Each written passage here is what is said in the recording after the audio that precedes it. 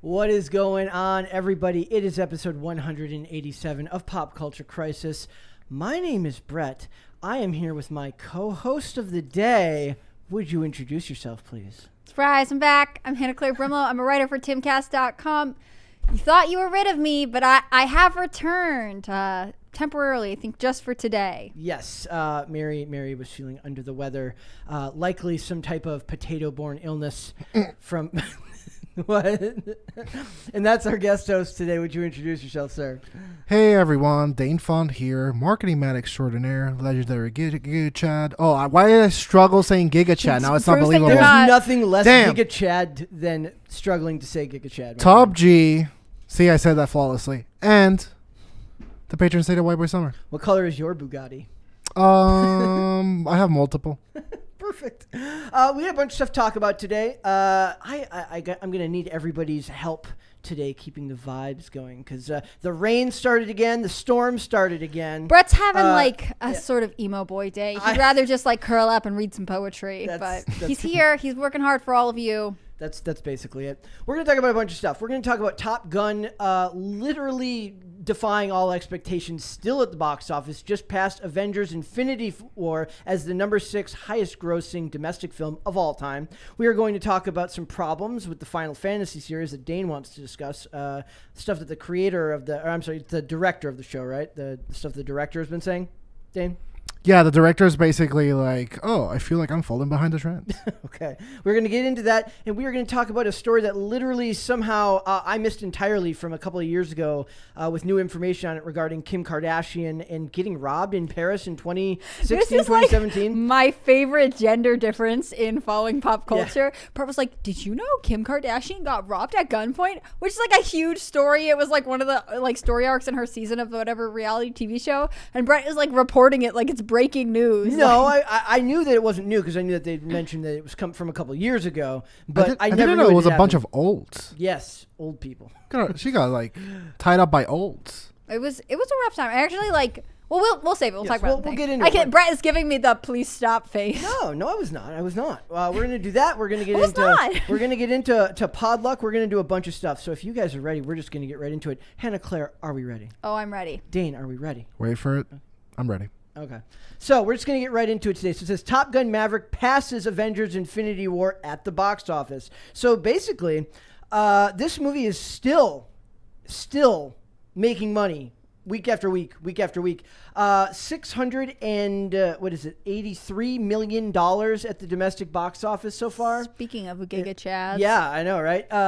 Surpassing Avengers Infinity War, which is, I was very surprised. And I do want to talk about the highest grossing domestic films of all time today. That's a big part of how surprising a lot of this was. But it makes me ask a lot of questions about where we need to be going as far as filmmaking, because we're also going to talk about some of these projects that have been announced, and I'm going to weave them into this discussion that I find absolutely hilarious. So imagine that we were looking for the next big Top Gun. That's what we're gonna get into. But I feel like you would make a fun teacher sometimes. I feel like we're coming into your media studies class and you're like, okay, we're gonna play this exercise. What would beat Top Gun? Well, why do you think I wear a cardigan? It's a cardigan. Is Brett the teacher that will take the students outside and sit on the lawn? Do you think? I had professors that did that and it was the best.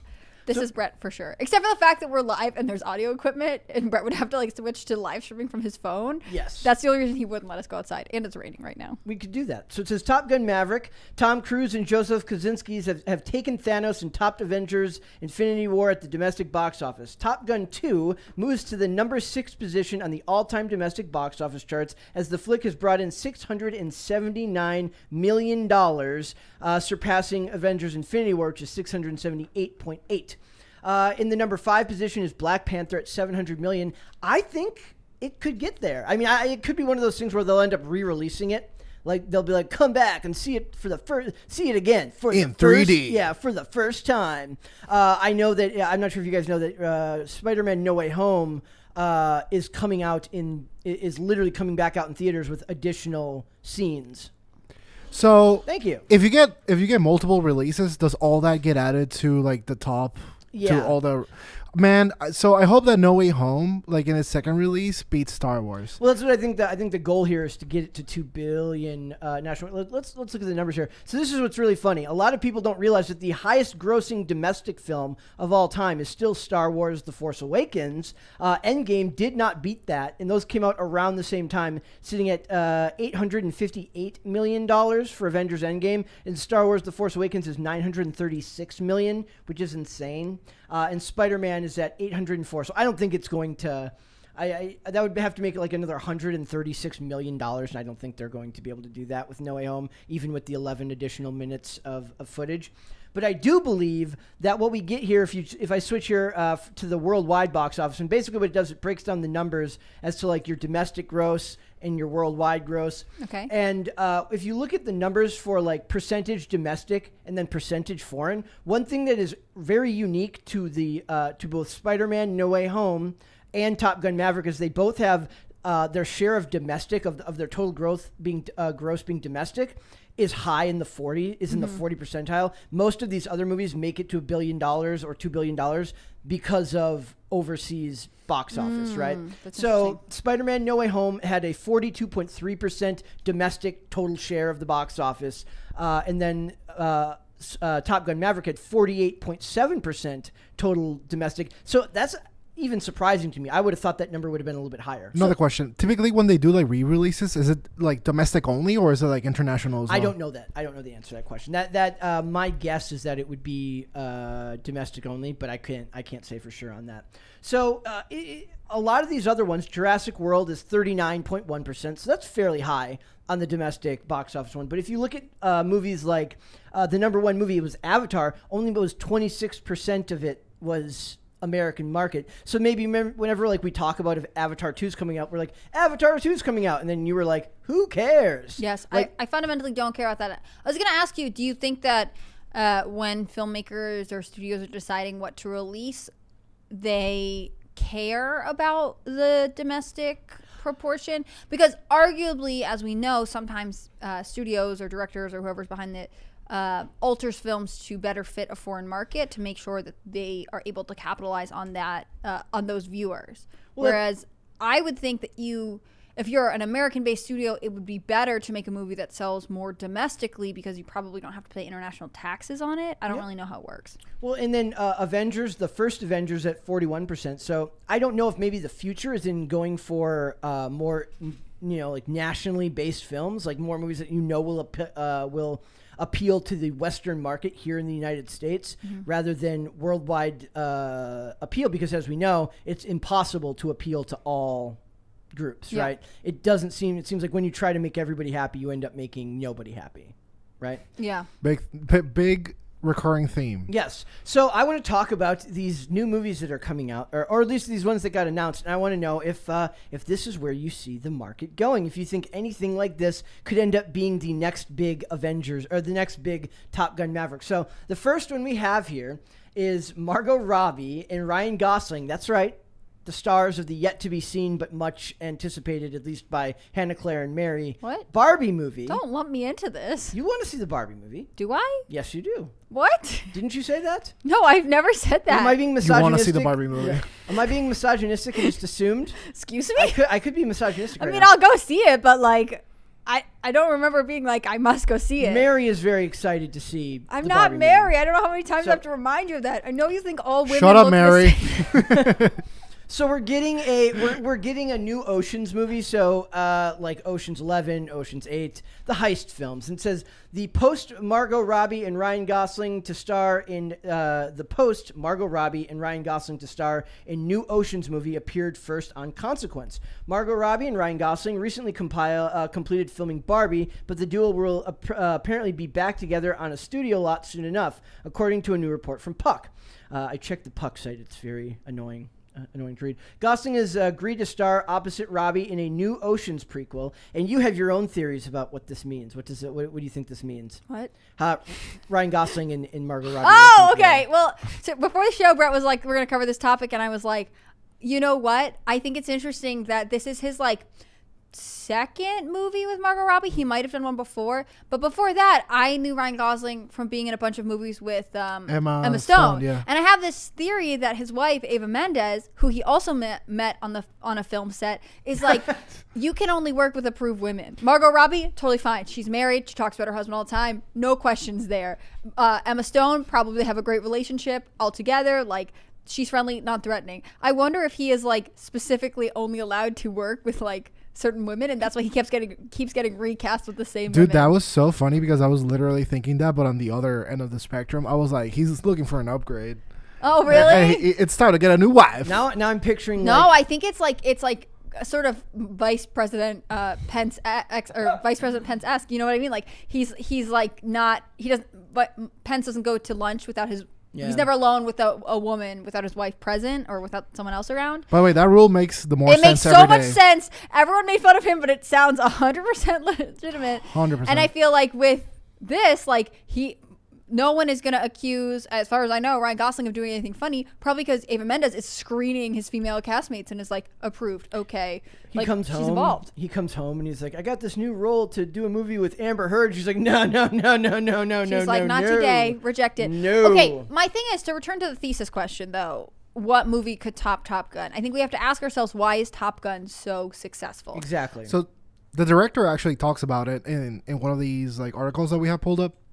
And he says basically like it's because it's character driven. Mm-hmm. And I have to agree with that. This episode I'm not going to mention Breaking Bad. I'm going to mention Mad Men instead. And in Mad Men, it's a timepiece. Do you guys know what Mad Men is? Yes. Mm-hmm. Okay.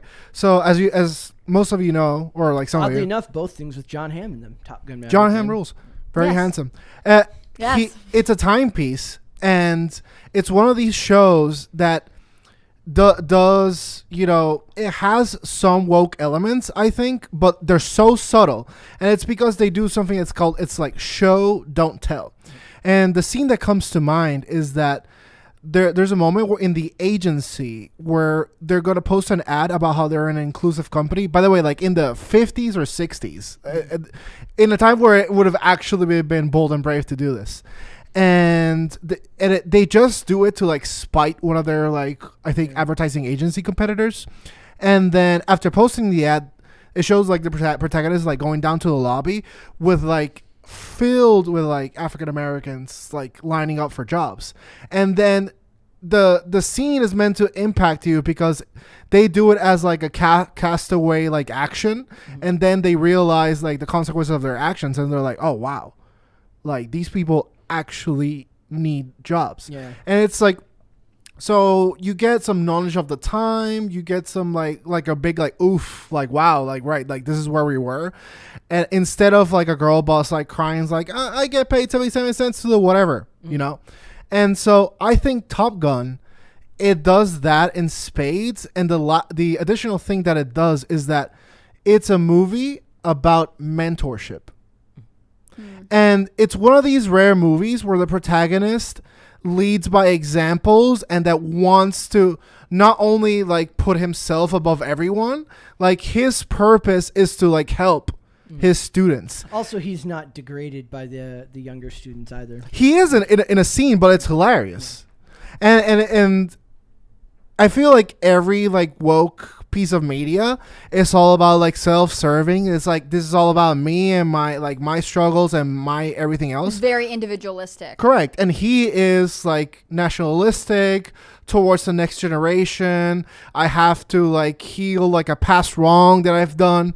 And so I think all these things and the general like hero's stories arc is what set like Top Gun past I think all the movies. The other part of Top Gun is that it's not a fantasy Marvel made completely on a green screen movie. Like, I understand probably parts of it are. That's a huge part of what they talk about in here is the fact that you're actually in the cockpit with actors, which helps you connect with them better.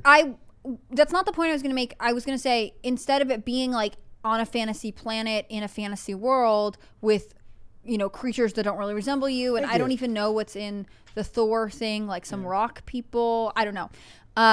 It's actually very much of American lore. Like, this is an elite institution, right? This is like the best of the best. And like, there is, not everyone would necessarily be in these places, but it is in a country you recognize. with people who are familiar to you, with the language and a vernacular that is real and something you can relate to.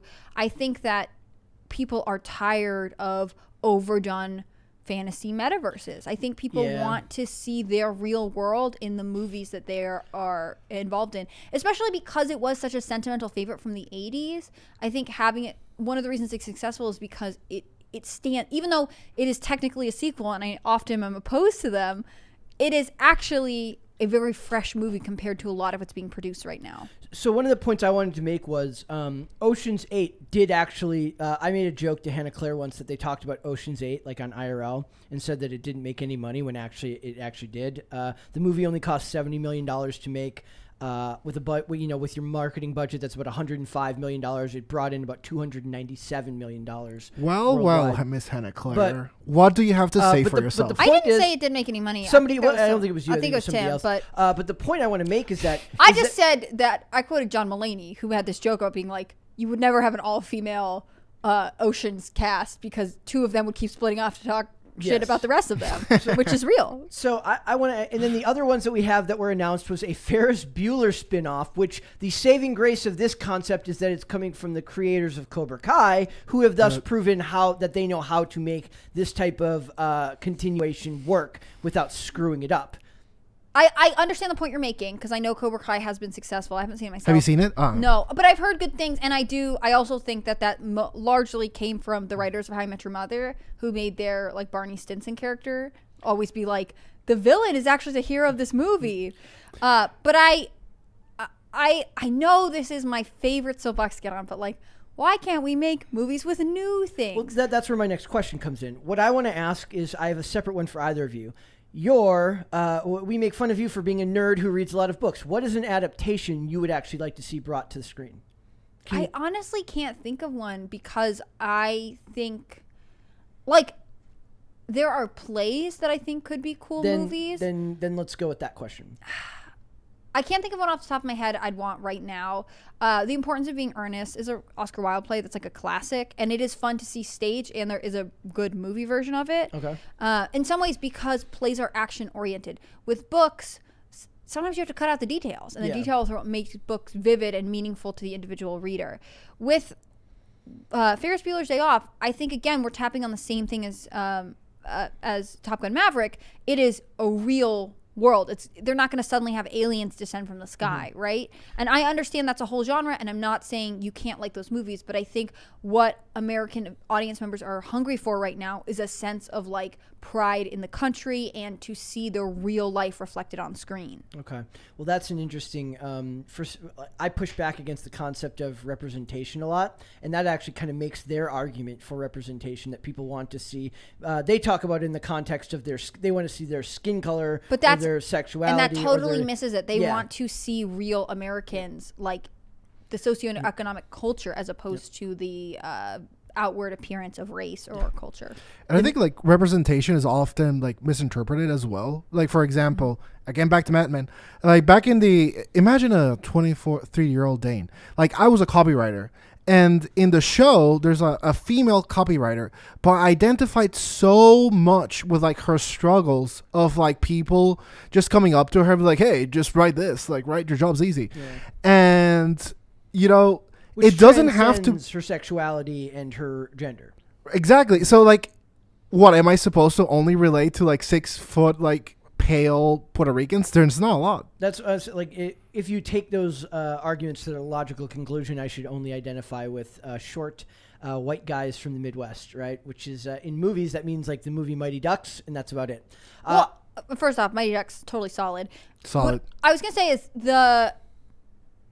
one of the best parts of Top Gun Maverick is when they, spoiler alert to anyone in there, like at the end when like the heroes get out of their planes and everyone's excited and you get these shots that kind of are allusions to the previous movie, like everyone feels like they won. You feel psyched at the end. We want to leave movies feeling not just like, oh, that was a fun suspension from time, but feeling like, yeah, that was like invigorating to watch. And I think that movies aren't grasping that. And I think, I don't think Margot Robbie and what's his face in a remake of Oceans, another overblown franchise, is going to do it. I think that Ferris Bueller, I could see some nostalgic because at the end of Ferris Bueller's Day Off, you have the same kind of like unity, like this is kind of this fun adventure. I think if feeling. they do I think if they play both if they play the male role like an actual good male character, and the female role plays a good female character, I think that it could work. I don't have much faith in the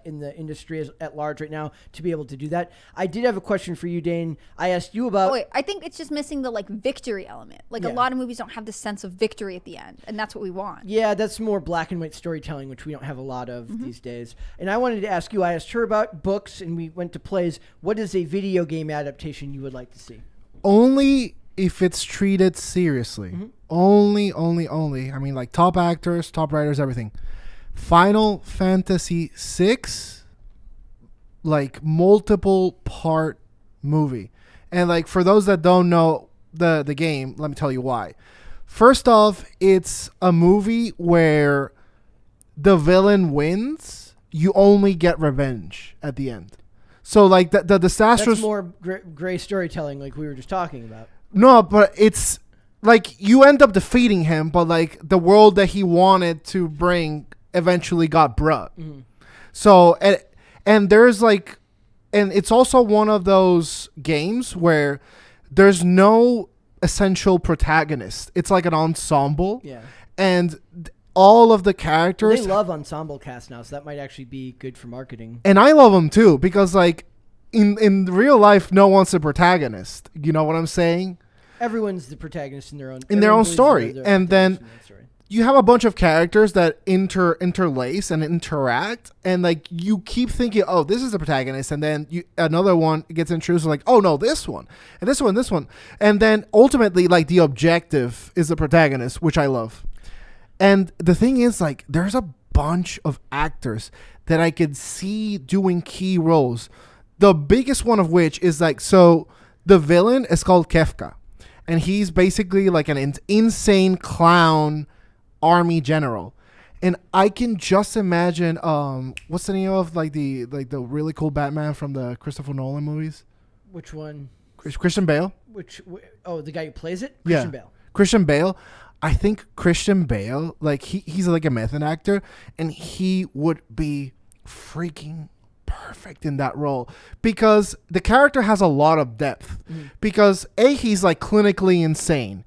B, he's like power hungry, like beyond comprehension, and like filled with rage, like absolutely filled with rage. And it would take a guy that can go there and like the lengths of emotion, and I think he could do it. Okay. The other thing I was thinking that somebody mentioned Ghost of Tsushima, which is a game that came out recently. I thought that would be lend itself to an adaptation. I was thinking about if I was trying to take their what would I want to adapt, not new, but like if I was going to use the Hollywood model of like something funny where they take an inconsequential character like the Ferris Bueller's Day Off spin-off that they're talking about here, and then spin it off to something else. I would like to see them, just for the fun of it, to see them take the character that Rachel Taylor plays and then Anthony Anderson plays in the original Transformers movie, where she's like British or Australian computer programmer lady who's like way too hot to ever be a computer programmer. Sorry. And then Anthony Anderson plays typical Anthony Anderson character. And given the politics of culture right now, those two characters would actually be really, really. I think the studios would love to see something like that. I don't think it would actually work, but it would be kind of funny. Also, I would like to see them have done the Tatsu spinoff from the original Teenage Mutant Ninja Turtles, which would be very, very funny. So I don't know if they're going to be able to catch up to Top Gun Maverick in the studios, because I don't think that at the studio level they understand what made it special. I think Jerry Bruckheimer does. I think a couple of other people do, but I don't understand or expect the industry as a whole to kind of get it. There's two types of ensembles, in my opinion. One is it's like the Pulp Fiction ensemble, where like every character is born to play that role. Yeah. And there's another type of ensemble, which is that requires writing that allows them, that creates distinct characters, and I just don't have a lot of faith in writers to be able to do that these days. It's what I hated about it's one of the reasons I hate most of entertainment today. She-Hulk was awful. You need a Tarantino to be like, no, it has to be this song and this actor, and he says the pejorative because it's in character. I don't care if it offends anyone. That's the purpose. He's a bad guy. Yeah. So that's one type of ensemble. The second type of ensemble is the Netflix ensemble, which is like the member berries ensemble. It's like, hey, remember this guy? Remember this guy? And that shit sucks. Yeah. Yep. Well, I think everyone agrees that's because it feels everyone knows that it's inauthentic. Chat says ensembles are self-care. They are not. Let's do some super chats. Let's Okay. just do those, and then we'll move on. I'm not going to read Bad App's first one, That but is he does fine. want you to know he likes that you've shaved your beard. Yes. And I think he may think your skin is soft, question mark. It is. That's between you guys. Can confirm. Gerald Armstrong says Top Gun is not woke first, then story. It's all story. It is all story. Yeah, it's all All story. story. Bad App wants a Freaks reboot. I don't know if he means Freaks and Geeks. Google gobble one of us. I don't know if what anybody here that saw means. Freaks and Geeks. I've only seen bits of it, but it seems good. All right, Dane. I want you to lead this one. So we're going to talk Final Fantasy. You want to go for it? Yes, I do. So, as I typically do with like gaming subjects, I want to have it like more of an open-end discussion that's not necessarily like focused on the games, but like I'll give context where it's due. So, just reading off the title, the Final Fantasy director Naoki Yoshida, sorry if I destroy that name, admits the famous RPG series, role-playing game, series is currently struggling. The solution, Yoshida says, may be to continue developing all sorts of different Final Fantasy titles. So, I am, as you guys know by now, a huge fan of Final Fantasy. It is my favorite series, my favorite piece of media of all time, maybe barring the movie Memento, which I think is the greatest movie of all time. Good call. Favorite movie. Okay. This statement fills me up with fear. And originally, I was like, it's a bummer that Mary isn't here because I want to talk to her. But now, given our previous discussion, I think it's perfect that you're here because I think Thanks, Dane. that no, for real, because I think I really want your opinion on something. So, essentially, the director is saying that he's getting a bunch of feedback of like what the series needs. Okay. And as you would imagine, it's very conflicting. And some of the people say, the action is not up to par with the current types of video games. And it needs to be more fast paced. Like the dialogue, like the voice acting needs to be better. It needs more graphics. It needs less graphics. It needs less. So it's like, it's completely like maniac schizo like points of view. So originally these games were text on screen where you would read, and it's completely analogous, honestly, to like fiction books. Mm-hmm. To where like you played the drama, but like there will be points in time where you would get like a lot of the narrative, right? And you would do like a huge narrative and plot download, and then you move through the story. And the way that like combat and action would entail is that you have a menu with different options for different characters, and you select different actions, and you could pretty much like take your time and think of strategies and whatever. And honestly, it's not the hardest thing in the world. Like some like enemies were designed to be very difficult, but like you could get past the game with like some like honestly like rudimentary knowledge. And the good thing about this is that it was like story first, whereas now they keep focusing on remakes, which Claire loves that. I'm opposed to them. By the way, like It's hard. I mean, I try not to be too judgmental, especially because I'm not like a video games expert by any means, but like remakes just seems boring. Like so there's what so think with video games, I could understand being like there's new graphics and new technology, so maybe you do want to see it again. I'm old and sentimental, so I like things exactly as they were the first time I played them. But so the argument for some fans is that it like the graphics just don't hold up because it's like old and blocky and whatever. Mm-hmm. However, the issue is there were some like great like dialogues and narratives and plots that you would read and you were interpret in your mind like how the characters would have like the dynamics. And there used to be like this whole discussion is like, oh, I thought they said that sarcastically. Oh no, like I thought they meant it quite literally. And I love that. I love going back and rewatching movies, even where like I interpreted things wrong just because I was young and dumb and didn't understand the context of what I was watching. And now that's gone. Yeah. I used to feel that way about like listening to music. Like if I really loved the lyrics in a song and like whatever, I would never watch the music video because how I was imagining it was like what felt real to me, and I didn't want another interpretation. You know what I mean? Even if it was from the artist themselves, like I was happy being able to like experience it on my own. Yep. Right. And that makes a lot of sense. And like, I don't know. So I guess like the equivalent of that would be to not play the remake and only play the original. And so there's one of the most famous games of all time that's called Final Fantasy VII. It's gotten remade. And the thing is, well, I mean, it's gotten like a third of the story remade, and they're going to release the last 2/3 in two different games. And the thing is, like, they are changing the plot, and they keep saying that they're adding to it, but like they're like recontextualizing things. And so Things that are different now from the original. Completely. Okay, that's like some characters that died are alive. Yeah. Some characters like got injured at a point where they didn't get injured in the story, and they have this thing in the game where there's like some ghosts, literally like ghosts, that come in the moments where the plot changes, and it's like the plot's changing. And they kind of remove the characters from the, like, literally, like whoosh them away from the physical space in order for, like, the plot not to change too much. So Which is one of the problems here that they're just trying to accommodate too many voices and you just can't make everyone happy? That's an issue. Yeah. But, like, as general media consumers and not video game players, what should take precedent?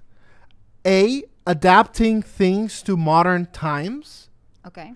And like giving, let's say, like an old classic, like a new, like Breath of Air, like with like the new technology and like perhaps the new preconceptions of society as it is today. Or B, playing homage to an old classic, but perhaps, you know, alienating like a new crowd that won't be interested because it doesn't have the modern bells and whistles. I don't know. What's your preference? That's a very hard question to answer. So I'm a boomer, right? Yeah. So alienate the new people and no, but so originally I liked that they added things. Okay. I like that they add. I don't like that they change. That's my issue. Well, that's very hard to do then, right? It is very hard to do. And the thing is, like, as we previously discussed, like, I think with you, you were there. Sorry. I don't know if the mic got that, my bad. So there's a character in this game that famously dies. Oh, we talked about this. And then they were like alluding to the fact that she would like, maybe actually she's not dead, or like she doesn't die in the remake of it. But her death is like a huge plot point. People remember it. And it's essential for the ending of it. Because the thing is, like, she leaves, let's say, like a legacy entrusted on the protagonist, which, like, again, brings up the point that the journey is the protagonist, not the people. And the theme of the game is that you are going to lose things. And you have to keep going. Yeah. Because, like, you know, but if we don't have this death, then we never get that, like, thematic moral. Literally, the end can't happen if she's not dead. It would have to be a completely different end. And you like the ending, right? It's important. I mean, it's well done. Because I could understand being like, just kidding, she didn't die, if everyone was like, that ending was not worth it. It's not justified. It's not good. Of all the endings of this series of games, I don't know if this is the best one. It's serviceable. But it's like a trip because it's like too philosophical at one point, and like you don't actually know what's happening. Has the series just gotten too big? That it's too big to accommodate the story? Perhaps, because I don't know if you guys know this, but the series is called Final Fantasy because the original director, like, he thought that this was gonna be his last game. because like essentially all his games were tanking, and this one succeeded ironically, and now we're at like 16. Final Fantasy 16 is gonna come, but they're not sequels. They're all like independent worlds with some like thematic connections. I'd say more coincidences than connections, but they base themselves of like real world like North and like Indian and like all sorts of mythologies, right? And so that's the cool part. And they have some, let's say, like recurring characters, but they're more in spirit than the actual. It's like the name comes back. Yeah. You know? Yep. And so the thing is, so here's another example. So in the industry, there's like this habit that's being formed of like old school types of games with the old graphics and where you have to like read and everything, but with like modernized sprites, and that's doing like pretty well. Versus this, it's like voice acting, like top budget, like visual effects, yada yada, and it's like gold, like gangbusters in sales, but it's so divisive. And the thing about like bad, as they say, like no marketing is bad marketing. Although I would disagree with that. Yeah.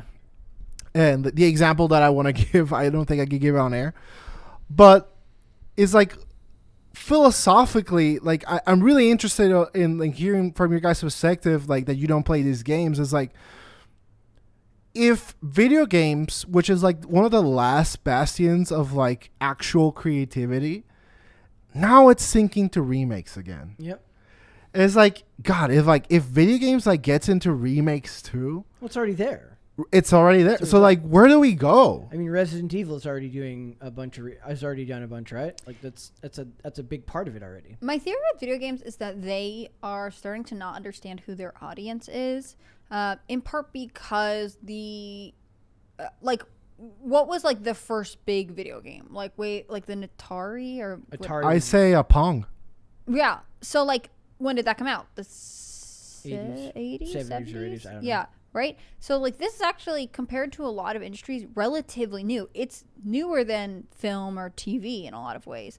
So I think we had an idea of who was getting interested in video games, who was buying video games through the 80s and 90s and the 2000s. Like I feel, and I'm not an expert, you know, I could be totally wrong on this.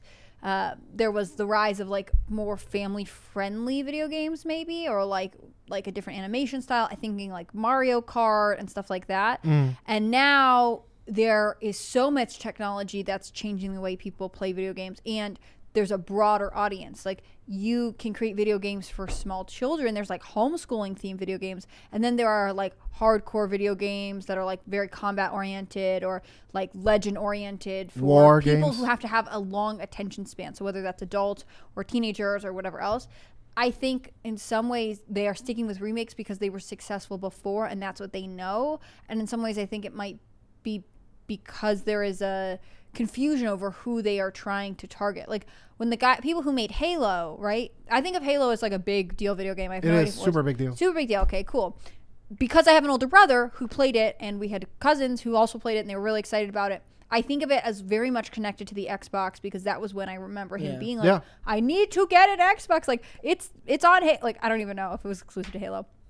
It was like a flagship IP. Right. And this was very much the equivalent for PlayStation. Okay, so in that sense, this Final Fantasy is fantasy. It's quest driven. There's narrative structure. Halo, I think there technically is a storyline. There is. I'm not quite aware of it because it seems much more about the combat, about the military aspect of it. Like people who are interested in shooting will play it. Also, what I remember really intensely about Halo, maybe Final Fantasy has this, but like you could play like capture the flag on it, or like Final Fantasy is like exclusive one player. Exactly. Like, so there's like a market. People don't know who they're selling to. Do they want more one player story driven quest, like mission oriented games, or is it more about these versatile games that maybe have a plot, but also when you buy the game, you have the option to be in a multiplayer mode. You can do sort of a lot with it.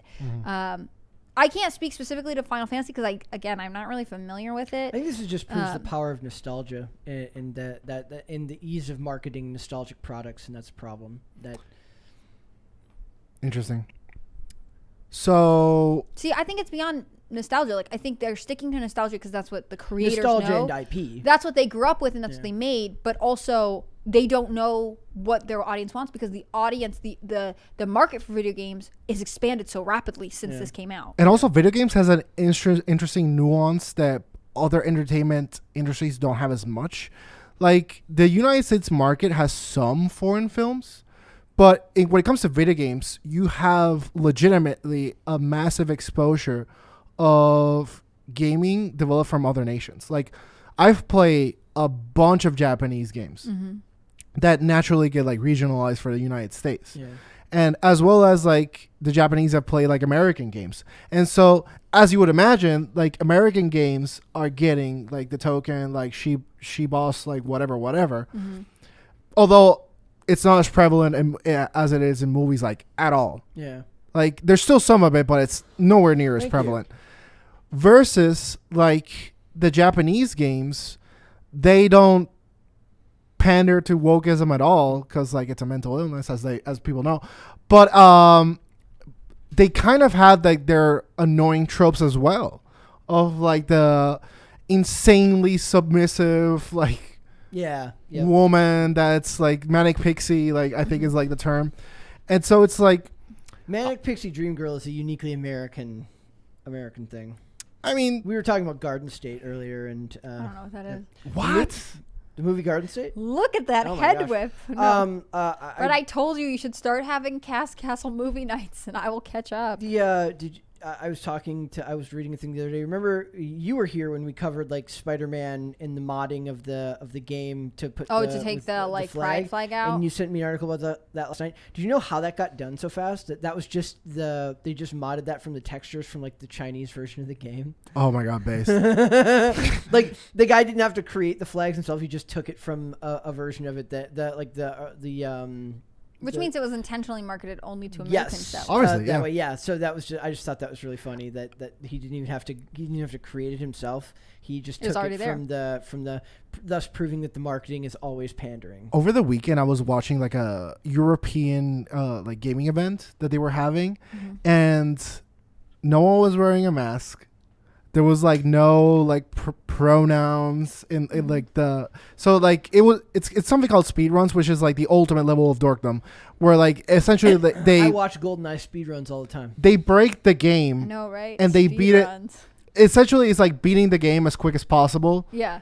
Almost not even playing it. Okay. They're like. They're speedrunning. Yeah, exactly. I'm hip. I know. I'm not just a boomer. And the entire they're one of the most famous like organizations that does that. It raises like generally like $2 million per week that they do it, and they donate it for a good cause. But it's all like woke, nonstop, beating over the head. And like the gaming industry in the United States, it's super insanely woke. Whereas at outside of the European event, it's just like good old boys and gals enjoying video games. So like wokeness is like a uniquely American phenomenon. It does feel, at least more heavily so here than other places. It feels uniquely American in how bad it is. Yeah, well, I think part of it is like Americans embrace this culture of like hating their own country in some ways, not everyone, and so they're I hate it too. And so like when Europe is like, oh, America is so backwards, we're like, look how not backwards we are. We love woke stuff. We're into pronouns, which like again, personally disavow, not for me, but it makes it so that we are trying to outdo ourselves, and it's pushing us farther down this crazy rabbit hole, whereas Europe doesn't need to do that because Europe is happy with the way it is. I mean, they have issues, but like for the most part, European people like being European. When do you think that started? It's a little bit off topic, but when do you think that started? The Americans seeming to hate America, 60s. The 60s, and then it just continued. It got worse and worse. Yeah. Thank you, by the way. I've been watching a show called Boston Legal. I was telling him earlier. And it was amazing to me how this show came out in 2004, and it's very like we're well past 9/11, and we're into like the end of Bush term 1. And in the show, the character of Denny Crane is a conservative, and the character of Alan Shore is a liberal. And the show is told from a generally liberal bend, right? And that's fine. But it's very interesting how much general respect they seem to have for one another and for their country in aspects of the like show. wouldn't even be in the same like, show. Yeah, like the idea that basically aspects of it are like when they're criticizing it, they're criticizing America because they're saying we could be better, but not in like a do better sort of way, but in more, there's more We can hold earnestness. ourselves to a higher Yeah, standard. yeah, exactly. So it's it's a little bit off topic, but it was just on my mind. You know what show like famously I think started like the anti-American rants? Do you guys see The Newsroom? Oh yeah. No. There was like the beginning of that show. It's this clip where like someone like I'm guessing like is trying to portray like a Republican is talking about how Americans is the best nation in the world, and like the liberal reporter just goes on a diatribe about how we're like not ranked number one in anything and we actually suck. That's what. I won't get into politics on this. Let's keep it out of it. So, what if Final Fantasy was to do one thing to get back on track? What would it be? So I kind of agree with what the director is saying that like I guess that we just need to make more games. You think like more games is better? No, because they're saying like some that are basically like catered to, you know, like this audience and some that are catered to this other audience. Okay. Although if you do that, I feel like that you lose like the magic of like just having like incredible laser like focus on one thing. And also I don't want this to become like a Fast and Furious and Star Wars Let's go. where they're just like pooping out a title every year. It's like, remember Star Wars? Let's go. We got later than Ewoks? It's like I don't want that. I don't want that at all. We should want more. We should want better than that. For real. We should want more Fast and Furious at all times. You are insane. At all times. All right, let's do this. A couple super chats there. Yeah. So, Regatan says, "Convince me not to watch She-Hulk." Oh, actually, that's coming up. Regatan, we are going to save that for the first part of Podluck. I have my thoughts on She-Hulk. We're going to talk about I it. have so many thoughts on this. Bad App says, "No, Freaks, the classic from 1934 starring Freaks." I have never. I feel like I shouldn't Google this. It's coming from Bad App. Yes, we're not going to Google that. I hate to. Maybe this is his moment where he's like, "No, I'm a serious film critic," and I'm like, unless it's like what there's like the. I know that was at a time when there was like the movies about like people in traveling circuses. And stuff like that. Well, someone else in the chat was like, Peter Dinklage would have a role again. Yeah, so I don't know what's happening there. They're talking about. Let's see. Peter Dinklage already ruined it for everybody now that they can't be in the new Snow White movie. Yeah, why would we offer him a job? Snow White and the 7 CGI created characters. AC Yor says video games hit its peak in 2011.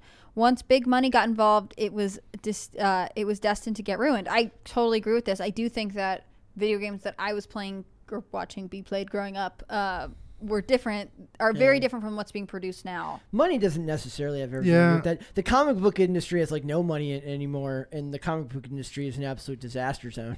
And on a comment of general art, I don't think the issue is the money. I think the issue is that art and humor comes from suffering. And people, you know, the suffering that people have is like self-imposed almost in a way. Like I feel like people we don't have the struggle for like basic necessities. No, we don't. As we did anymore. And so like we just have these like trite stupid issues. And like art will never reflect like giant paramount struggles, especially because I feel that our war is a spiritual one. Yeah. And if you were to convey like what the massive elements of the spiritual war that we're having, you'd get censored. It's funny because that's what Sargon mentioned when he did his Prey reviews. He talked about how like none of these actors are convincing as 18th century Comanche Indians because they just look too well fed. They look like they've never struggled for anything in their life. There's no muscle tone to their bodies. They don't look like they've come from any sort of struggle whatsoever, which makes it very hard to make them believable, on top of the fact that the script was just so modernized that it was hard to do. So yeah. By the way, Bad Ab is like the boy who cried wolf too much. It's like hilarious. Ivan Ortiz says Hollow Knight movie when? I don't know what Hollow Knight is. Oh wait, Hollow Knight. I think it's a game. I never played it, bro. I'm sorry about that. Yeah. But like, So I think we should. not soon. The movie's not coming soon, apparently. I guess. I think we should do. We should definitely do like a Cast Castle watches movies, like behind the paywall, where we could all be like Behind the paywall, make people pay to watch us just watch so movies? we No can way. talk dirty talk. So yeah, if you want to be able to swear and Have you guys ever played the game Monument Valley? No. Okay, I wouldn't call it a video game. I play it on like my Kindle sometimes. It's like you like twist bridges and stuff to make pathways for your person to walk through. Like I'd watch that as a movie. It's like super interesting to watch. It's got like whole thing, but I don't think that I am really the authority on turning video games into movies. Sometimes I think the things that are supposed to be things that are made in a certain medium should stay that way. And there's an argument to be made there. Like I asked earlier, I said, a movie or a book you want to see adapted, a game you want to see adapted. Some things just aren't meant to be changed in their medium. I thought Halo was. If Halo ever got made into a movie, I thought it was gonna be like gangbusters, like incredible. Because I thought it was gonna be like Macho Man actions, like I'm Master Chief and I'm just a freaking Giga Chad. And it just again, like as the times it became about like, shouldn't girls be the best soldiers? And it's like, oh my goodness. The Halo wine moms. Running, yeah, that's what it was. It was Halo wine moms. The worst part about that is like the lead actor who did that, Pablo Schreiber, is like a really, really good actor. So it's like I feel bad because I like watching his work, but just not in that role.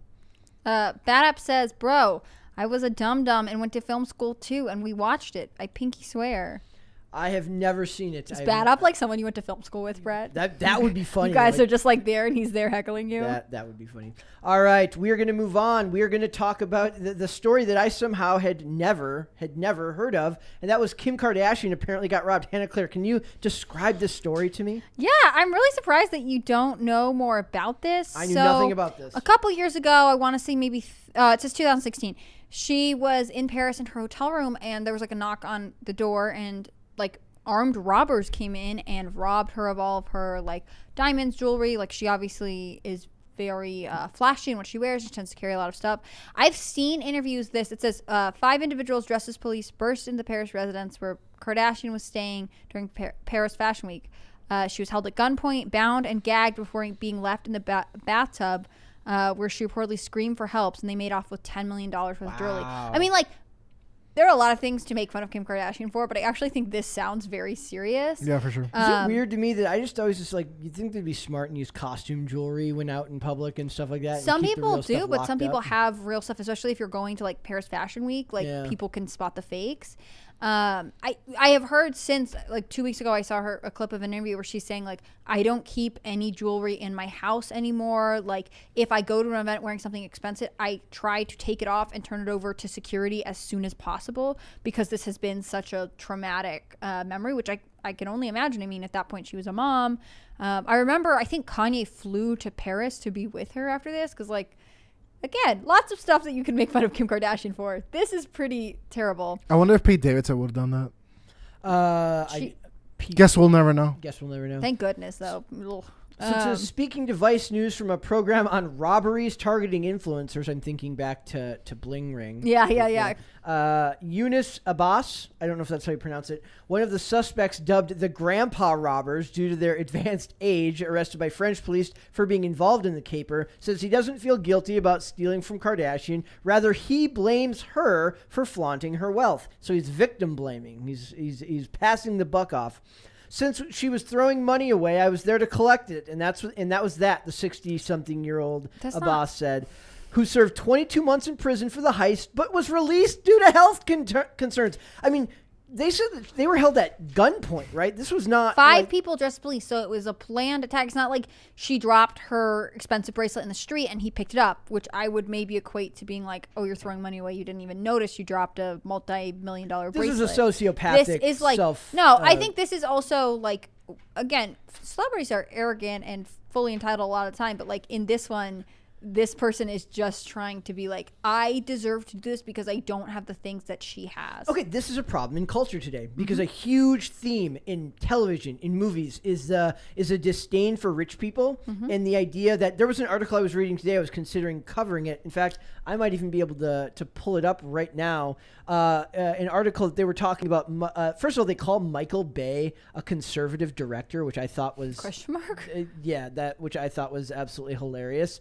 But basically, they go through and they try to, I believe it was this, and they try to like break down why his movies are the way they are. And one of the explanations that's given to it, I can't see it there, is basically says it's like, I don't just want what you have, I want you not to have it. And that's what it feels like a lot of our society is now. Well, this is what I mean. The thing is, like, these people are the people that champion that logic. They're like these millionaires in their houses are the ones doing TikToks about eating the rich. It's like, and that like you can't and I'm not saying she's the one complaining, but like you can't complain when this bites you in the ass because like you're basically encouraging it. We have championed this in America in the last several years that first of all, if pride is now a good thing, well then envy is now absolutely. We're gonna have envy parades. Envy parades in the but it's envy for a good cause, right? Yeah. It's pride for a good cause. It's envy for a good cause. That's their logic, right? And I was gonna say it's pretty presumptuous to be like she's throwing it away by keeping it stored. This like expensive jewelry in her hotel room. Like, this is a what do you sociopathic even mean? response. Like this is a sociopathic. This is someone who's decided she deserves to suffer, and that is obviously pretty morally corrupt. They should be a little less showy towards people who can't afford it. And so is he saying that she shouldn't be on TV ever?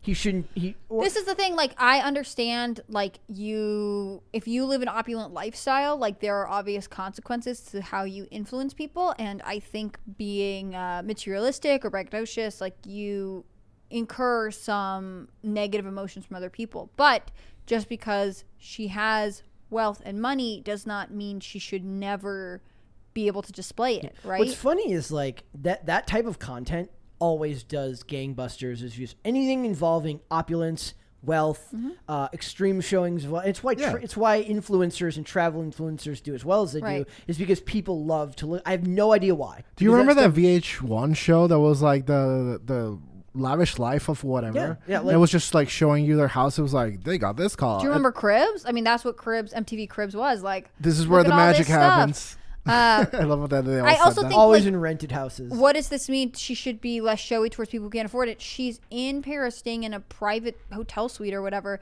going to an elite event, Paris Fashion Week. Like, she is not there to yeah, I guess if she like showed up in Uganda where she was volunteering with a school and was like in expensive designer shoes and jewelry and something got stolen, I might be like, this seemed like a poor choice on your part. This is not the environment to be flashing how wealthy you are. But when you're going to an elite fashion event, like if you have that stuff, that is why this kind of jewelry is made. And I'm not saying like you can have your own opinion on whether it should be, but it does actually make a lot of sense that she has it and it's there.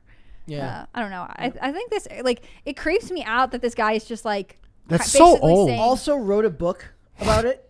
Wrote a book no about way. it, but claims to be, but pleaded not guilty. I wrote who wrote the memoir I Kidnapped Kim Kardashian. So yeah, it says, according to Abbas, who wrote the memoir I Kidnapped Kim Kardashian, social media helped the robbers keep tabs on Kardashian's jewels, including the $4 million 20-carat Lorraine Schwartz engagement ring she received from Kanye West. That's why Kanye West went out there. He's like, "Why did you lost my ring?" No, I think he really cared about what her. disturbs me is like this guy's like 60 and he still has like 14-year-old girl like economic like knowledge. He's basically like eat the rich. I don't believe that's what it is. I believe this is a sociopath who's using his own justification for he even his says actions. he like in circles says he recalled thinking she's got a lot of money, this lady doesn't care. Like, what do you mean you robbed her at gunpoint? Like, yeah, you left her up. tied up in a bathtub. Like, that's not the same thing. This is like a semi-violent crime. Like, I don't understand. Violent, yeah. This goes back years of television programming, years of movies where it's okay to rob from the rich people because they have so much of it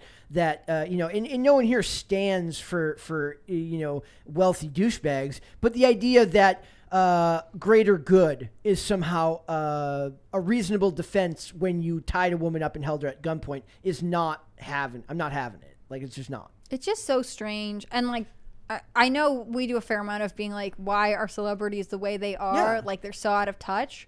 But on the other hand, This is I not don't that. think them being out of touch and having expensive jewelry is not an excuse to rob someone at gunpoint. Now, if she's like walking down a dark alley by herself at 2 a.m. With that jewelry on in a bad neighborhood, I'm gonna still feel bad for her that it happened. Yeah, but for I'm gonna sure. say like, we make choices in the world. You have to be That's what happens. Like everyone has to be conscious of their Exactly. surroundings, including Exactly. famous people. Again, I stand by. Like if she were out and about and like left her, $100,000 bracelet on a table and didn't come back for it and didn't worry about it, like, yeah, that would seem like throwing your money away for me. Like you have so many nice things you can afford to lose an expensive piece of jewelry, but that is not what happened. And as you said, it's like for a fashion thing. Like she needs to like be like dolled up to like this stuff. Yeah, I mean, it's just that's the kind of event where like people. I do know like Blake Lively famously has like I think a $3 or $4 million engagement ring that Ryan Reynolds gave her, and she wears a fake most places like every day because it's so expensive. I've known a lot of people to do this, but if you're going to a fashion event, like there are people who are trained to be able to spot fake jewelry. Like Yep. it would then be a tabloid story. Kim Kardashian wears fake jewelry to Paris Fashion Week, and that would also be bad. Like it's a weird position to be in that most of us will never relate to, and I don't know. It does feel like society has tried to tell, like this type of logic is born out of a society that's telling people that it's okay to do so because they have so much, you're allowed to steal from them. It comes back to like the equity culture that comes with some woke. And equity is maybe the most frustrating thing in the world to me because I really do believe that it's done maliciously and it's just done for people to just not. A lot of people just don't understand that equity and equality aren't the same thing, and they don't realize that when they're saying equity, what they're saying is to chop you off the knees to raise somebody else up. It's one of the problems I have with shows like She-Hulk tearing down Bruce Banner for the sake of raising another character. Is that it's never about raising yourself up anymore. And I do partly put that at the feet of America, which has made it harder and harder. Like when I watch these old shows, right? There's a lot of hope in the middle class there of getting out of your middle class lifestyle to a higher level. Now people are just struggling to even make it to the middle class. And there's a lot of resentment there. I don't discount the problem that resentment creates, but it's still on us to act responsibly with it, And there's this concept of the disappearing middle class, which is a socioeconomic, like there really are few people who are in the middle class, but I also think we see it in culture and in media. Like Instagram directs you to elite wealthy people, right? Yep. And maybe like I'm trying to think of who is middle class. Like you might see some like stereotypical like mommy vloggers, right? Who live in the suburbs. They live in a nice house, but not like a Kim Kardashian house. You know what I mean?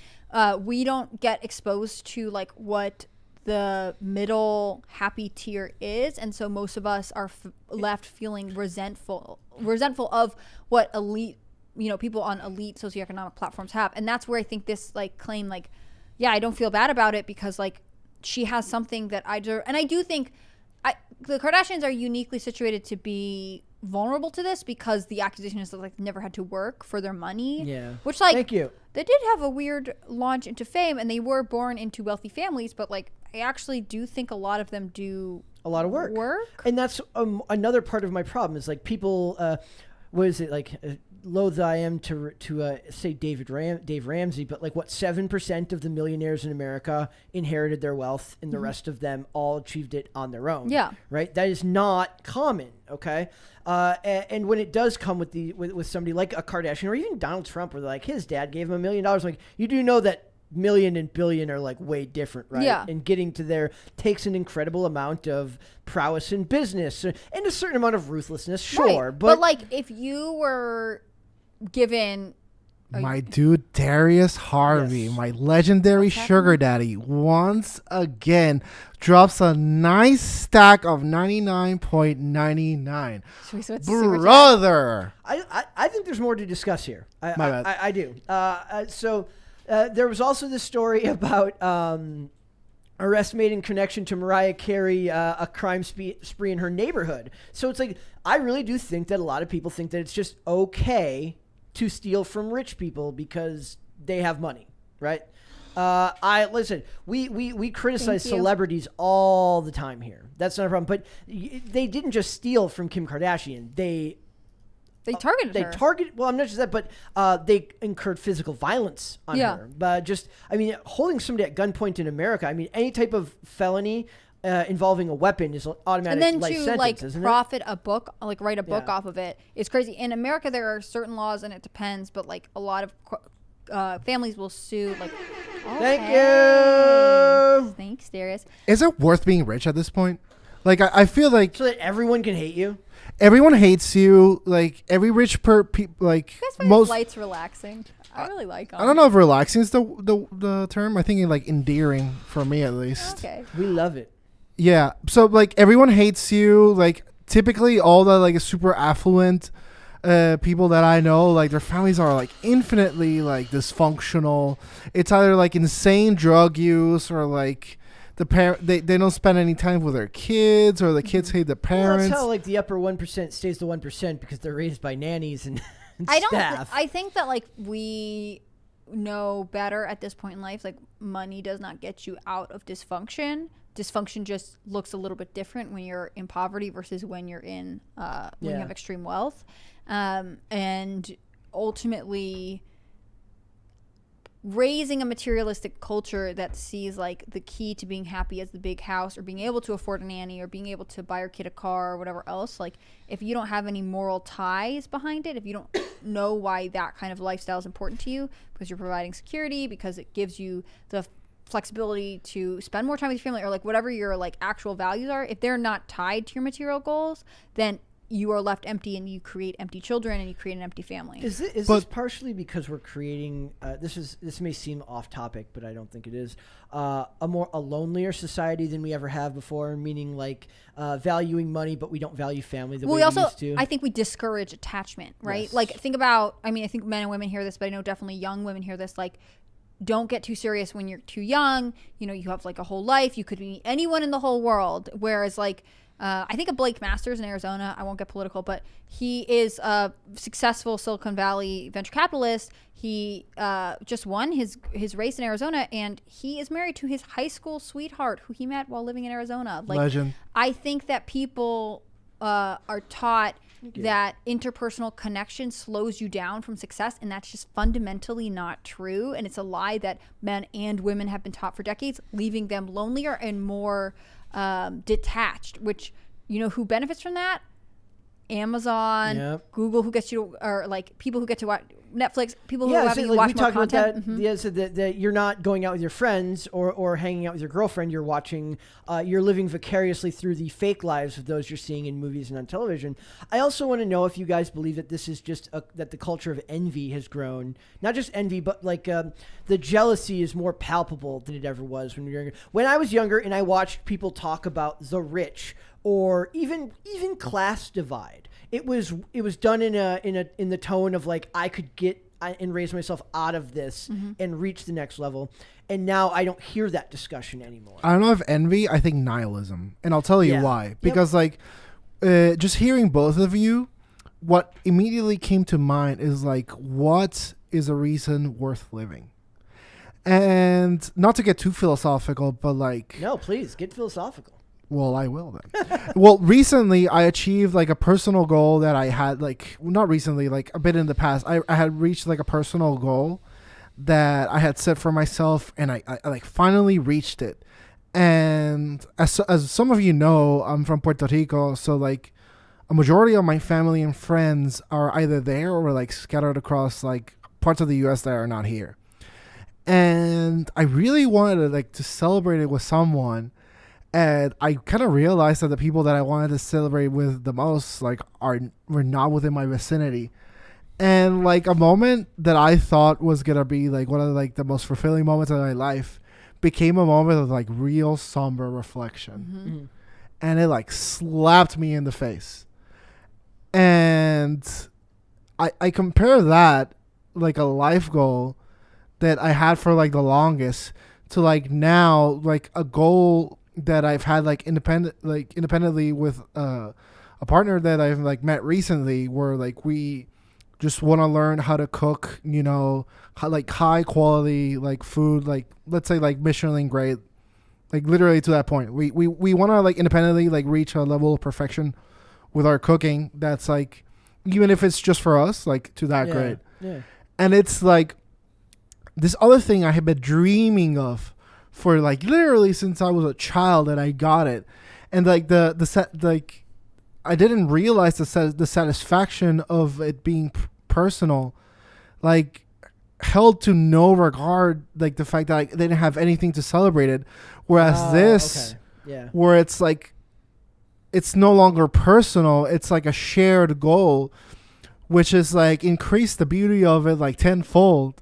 It's really like giving me some perspective of like what is the meaning of life. And at this point, I think it's like to share beautiful things with the people you love, and like anything else that's individualistic just like holds no value, like truly.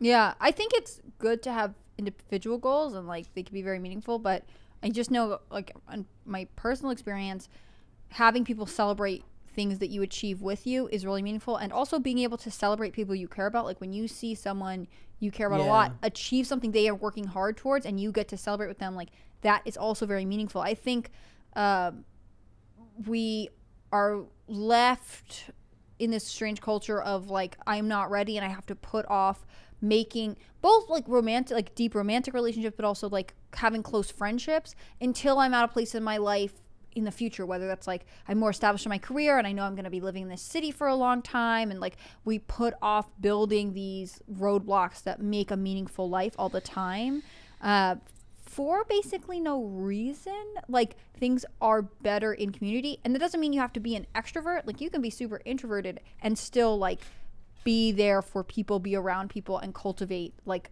a meaningful life. Because I'd like to think that that's true, because I'm somehow managing to make it there. Like I remember when I first got sober, and I was struggling. There was a lot of it was almost entirely individualistic, because you can't really do it for someone else. You have to do it for yourself, and you won't do it until you yourself are ready. Yes. So there's a shifting in life goals that comes with that evolution. And it was basically, it's like first focus on yourself now to get to take care of this, and then you can worry about a future with someone else, or your ability to help even if you're not talking about a relationship, if you're talking about your ability to help your family or to help other people, you can worry about that once you've gotten yourself right. Yeah. Now, the longer you have under your belt, the more you can kind of start shifting your focus over to those things.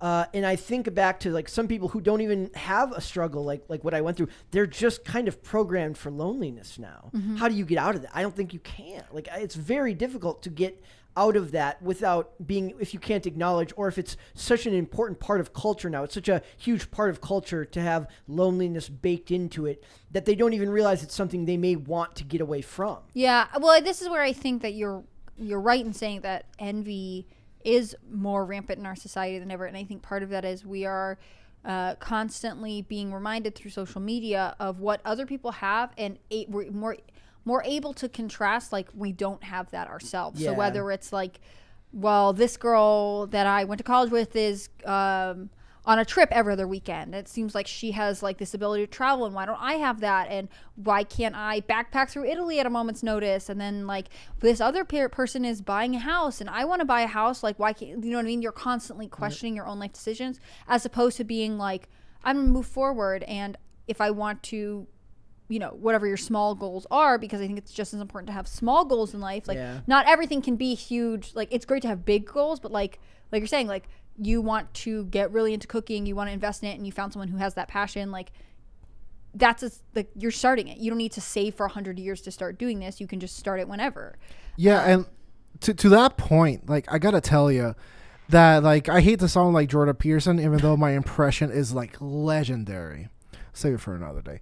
But like when I stopped comparing myself to my peers and generally like started evaluating like improving myself, my physical fitness went better, my financials went way better, my self-esteem went better, like everything grew. I'm telling you, like there is a knowledge and a beauty to ancient wisdom that I feel that our generation and the generations younger to us that simply do not comprehend.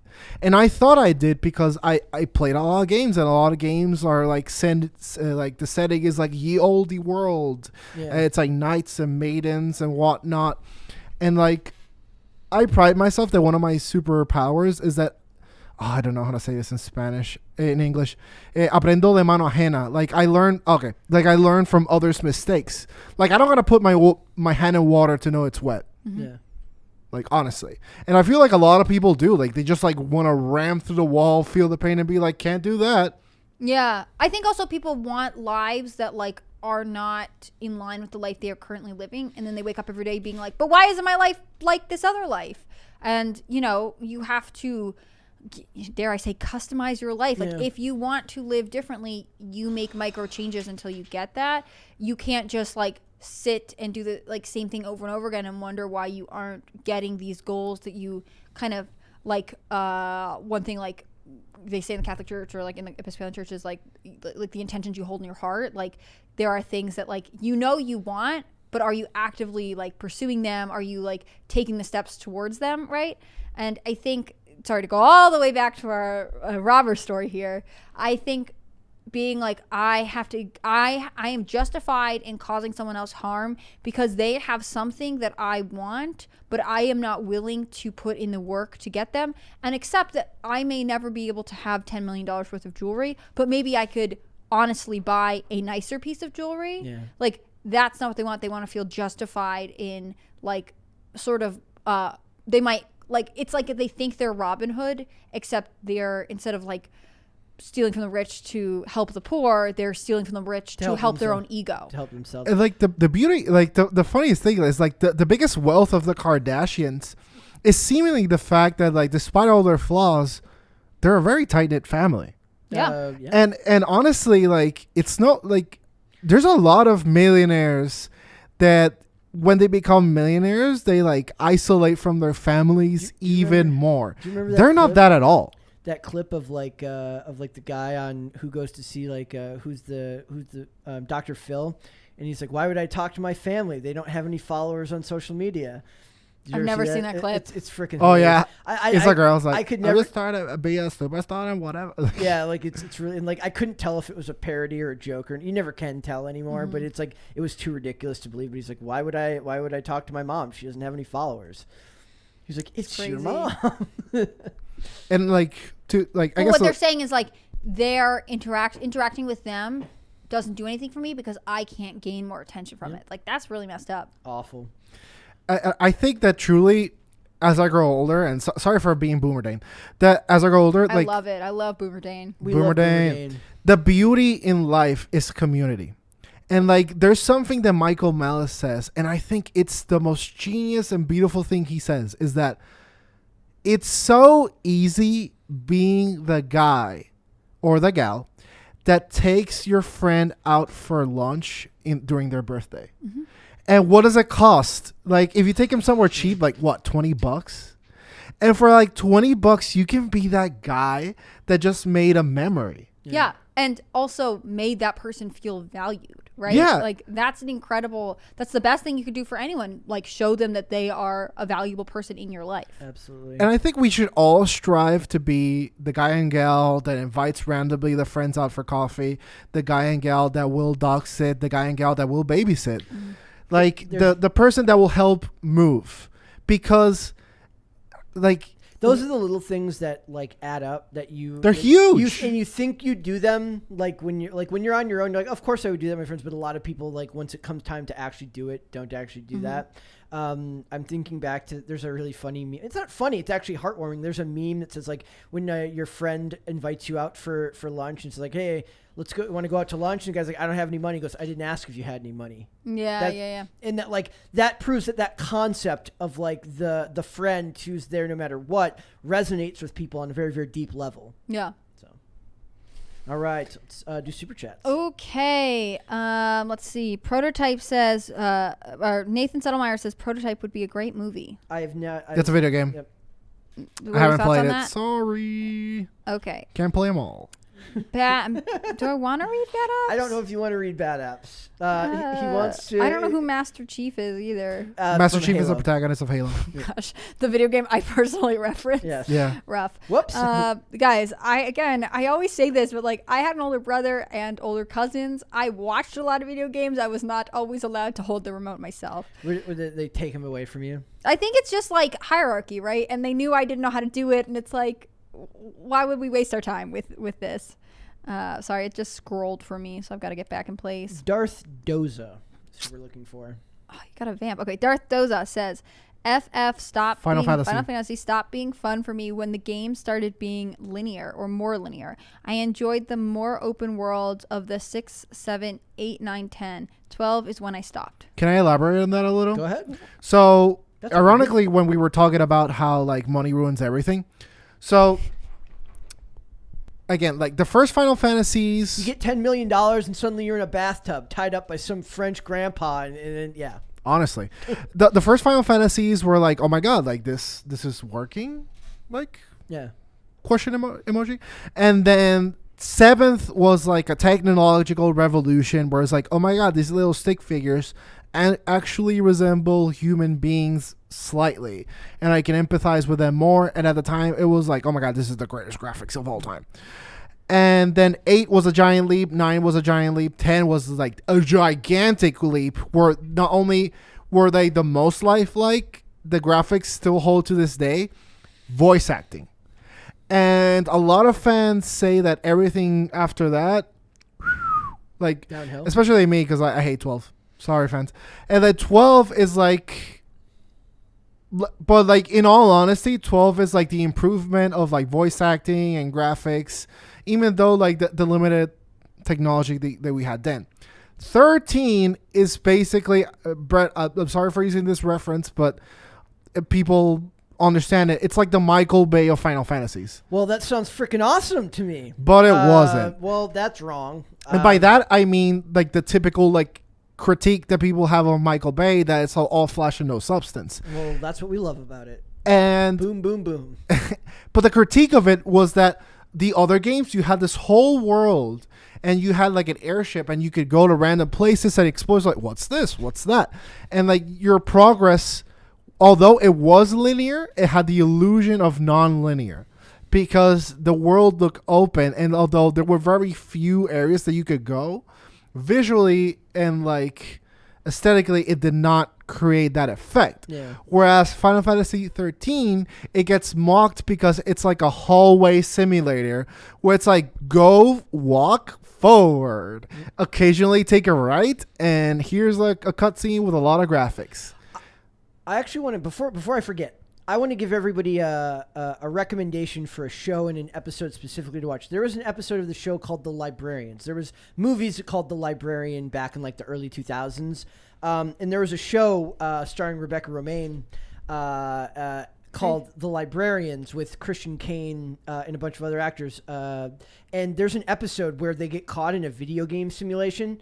And it's really, really, you would, in fact, I might actually send it to you later. I might send you a link to it. It's fascinating where they have to beat this, basically, they're like trapped in like a video game simulation run by the government. And you have to beat it by like, they have to do like, what's like where you escort someone. And you have save points in the game. And like, and boxes turn out to be medical supplies that just heal you. It's really, really fascinating. That's awesome. Okay, keep going. Oh, That was your- and rant. Yep, Yeah, and my bad. Jiang Wang says, I would like to shamelessly shill for Clownfish TV, Crimson Ren, Rhen, now live on Indie Campaign Go-Go. Indiegogo. Indie Campaign Go-Go? What does that mean? Indiegogo is the Indiegogo's like Kickstarter. Oh, the yeah. The I know what that campaign is on Indiegogo. Oh, okay. It's steampunk Goonies on an airship, a graphic novel, geeky and Neon. Oh gosh, this is not my job, guys. Pour their heart and soul into it. Yes. I watch very little pop culture content now because of the job.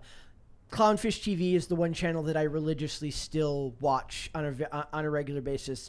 It's a husband and wife who do entertainment, news, and media, and they have made their own comics. They have like plushies and stuff like that. Neon and Geeky do great work. In fact, if there was a guest I would like to get on here at some point, I would have loved to. Thank you. Whoa. I would have loved to get Neon on here, but Neon and Geeky on here, but they don't. As far as I know, when you watch they do segments. They don't do like a full podcast like we do. They do like the segments. They have like little avatar graphics of themselves. They don't really put themselves on screen, but it would be cool to have them here. That's awesome. Yeah. Nathan Koss says, speaking of jewelry heist, did you guys see that traveling jewelry show in California got robbed a couple weeks ago? They hit the truck between the shows. That's Violent crime is up in America. That's all I gotta say on that one. Put Giuliani back in charge somewhere. And of course, we had Darius Harvey super chat in. Thank you, Darius. Legend. Bad Apps says some stuff I'm not gonna say. Okay. We have to be very careful with Bad App. Yep. What? I was going to say something else, but then I changed my mind. Keep going. He's baiting you. You're tempted to respond. I lost my train of thought. Bob, that's your Bad App. You're distracting Brett. Bobcat says Lord Blackstone had it right when he said burglars should be put to death. There are very few crimes that violate a person more. That is one. Like, it's that argument that everyone makes. That whenever I hear it, it sounds like satire when they're like, how dare you Minecraft somebody when they come into your house to rob them? How dare you value your own property more than their life? And it's like, how dare they not understand the sanctity of your own home, right? And your bodily autonomy and your right to your own space? Because that's almost even bigger than the theft itself. It's like you. It's the violation of the space. You hurt my safe space. Yeah. Yep. Dragon's Talon, which is not Dragon. I cannot read names. Last week I really struggled with one. Dragon's Talon 1001 says Fordain. Thank you, Dragon's Talon 1001.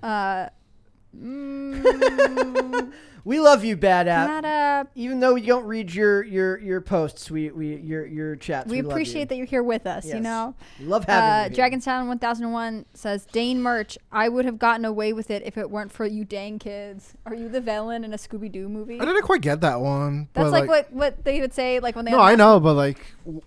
I think because you said you were a boomer and you were waving your cane. Okay, now it's funny.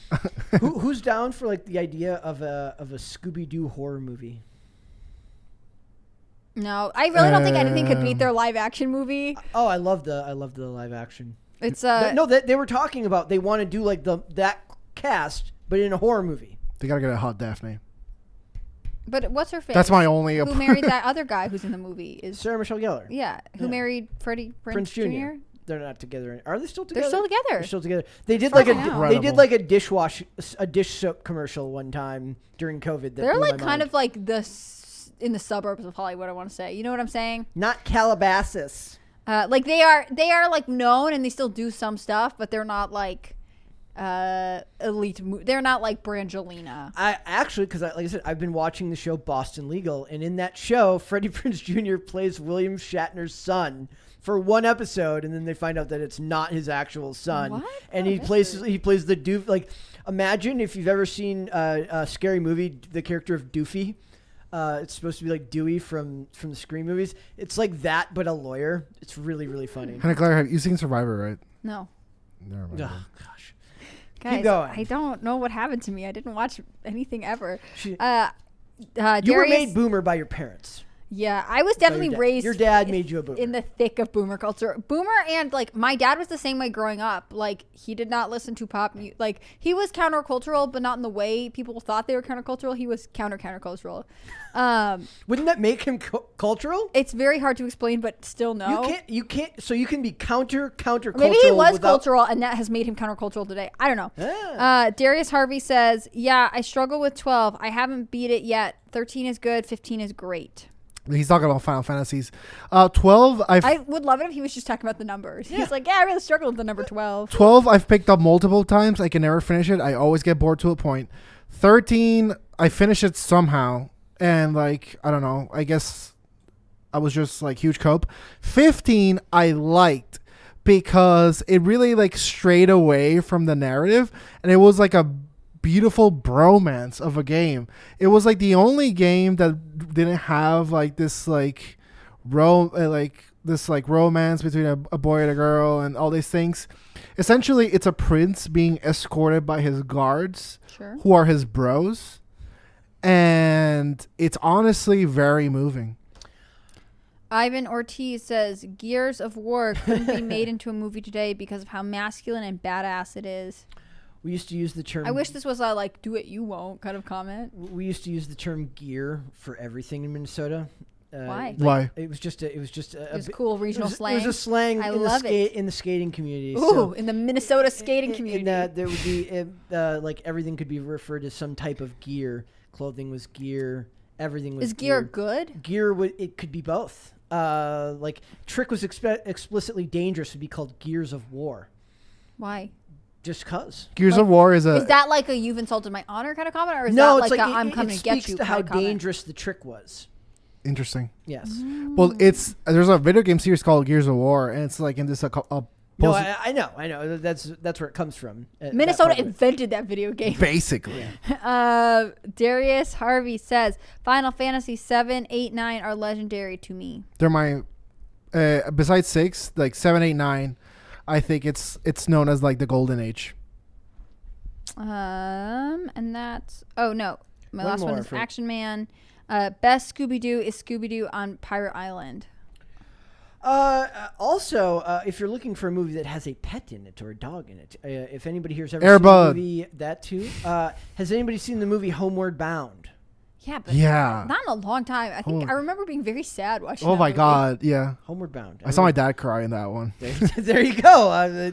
Go watch Homeward Bound, ladies and gentlemen. Stevie J didn't super chat this, but I want to read it anyways. Gear sounds like a reference to drug paraphernalia. Many Isn't boomers it? in the chat today. We're all like, "What are you talking about, you young man?" Shout outs to my boomers. Yep. Except the actual boomers. All right, guys, we are going to move on. We are going to talk about. We're going to work She-Hulk into Podluck today. So it We're says. gonna She-Hulk into Podluck. Is that the I sentence? said you we're just going came- to work She-Hulk into Podluck today. Oh my gosh. Domestic Violence Awareness Group boycotts She-Hulk over vitriol towards men. The funny part about this is like how dismissive the article is at the idea that, like men struggle at all. It's very funny. But I mean, the boycott itself is stupid too. Wait, so they're boycotting it because They think the show is overly vitriolic towards men. Sarcastic, vitriolic, I don't know. Sarcastic, definitely. But it says She-Hulk attorney at law managed to muster criticism and outrage before its first episode had even been released. And now that episode 1 is up and the boycotters are out in force because those always work. Well, snark aside, they're right. Boycotts rarely work. In what could go down in the annals of internet history for the most unhinged and bizarre rant over something inconsequential, yeah, that's hyperbole if ever I've heard one, a Facebook page dedicated to advocating awareness for domestic violence against men has posted a lengthy text wall blaming feminism in She-Hulk for their boycott. She-Hulk's first episode is a few it's not a few. oh, it's not a movie. It's a TV show. The thing is, you guys have to understand. I got like served an ad for She-Hulk on Instagram and sent it to Brett, being like, "What? I don't understand what this Yeah. is." They Like, must think you're a girl boss. thick green lady lawyer Okay. yells at men and is successful on dating apps? Question mark. Basically, yeah. It's That's an incredible like review. She-Hulk's first episode is a few passing sassy comments from Jennifer Walters explaining how she's able to deal so well with Hulkification, which are almost entirely played for laughs because it is indeed a comedy series and not a series drama dealing with the perceived wrongs of feminism. Okay. Dealing with the perceived wrongs of The feminism. first So problem much to here say is there. like they lost me within literally 10 seconds of the show. In the intro to the show, she's like giving her like what will be like closing statements or closing arguments during a trial. Because she's a lady lawyer. Yes, because she's a lady boss lawyer. And then, of course, the Does first... she wear a pantsuit or does she wear a skirt suit? I believe she was wearing a pantsuit in that clip, but I don't remember. Hillary Clinton Okay. is proud. the point is, the first thing you hear any guy say is okay, so first, girl boss gets validated hard by girl boss's secretary or friend. Oh my God, you're so great. Yes, Queen Slade, that's fine, whatever. And then this guy, of course, comes in and goes, I really think it would be better if I read it. Like all the men are played as total buffoons. Hollywood hates you guys. I don't know what to say. They catcall her. She gets catcalled later. Because we're so damn Also, because handsome. you would catcall the Green Lady lawyer. The part that really bothered me was not that. There was a line not that much farther in where like she goes down and sees Hulk's basement lab after she's had her accident, and basically talks about how Hulk talks about how he was able to heal his arm using her gamma irradiated blood, and she goes, because I'm better than you. What? Exactly. He goes, not better, just different. And she goes, in a better way. Like, I turned it off. I was like, you only get so many chances to make a good first impression. I gave the show a solid 15 minutes. The snark, I wrote a long, and I do not, like I said, you wouldn't know by my social media that I even do an entertainment podcast a lot of the time. Interesting, you don't promote this show that we all work hard I on. I do post, but I'm saying, but I don't put hot takes on there, right? And I wrote a long diatribe. It was like what the problem is with stuff like this. And my assumption is, or not assumption, my conclusion is basically like, look, Tatiana Maslany, who's the lead actress in this show, does a fantastic job of giving the writers and the directors the character they want with her performance. The problem is the character they want is awful. The writing for the characters is awful. It is absolutely supposed to be a sitcom, but if you do not like weirdly slanted anti-male comedy, then you're not going to like it. Like, if you're less politically initiated, it might not bother you. But if you are politically initiated, you understand what the agenda is going on in this industry. If you understand the agenda going on, especially at Marvel with Kevin Feige pushing Phase 4 of the MCU being heavily slanted in the female direction, you see it before the person who doesn't know what's going on sees it. And it may come off as innocuous or even not mean-spirited to a regular person. If you know better, you know better. And that's the problem here. And this article is a further proof that, like, look, this is what they want. They want you to feel as if you've been, as if you're, like, they're gaslighting you. Saying I just don't understand who the audience is for this. Like, ladies who watch superhero movies? Who? I have no, It's like they're trying to be like, she's a lady lawyer. So we'll get those girls who like true crime, and then we'll get these other girls who like video game stuff that go to Comic-Con. Women who watched Ally McBeal.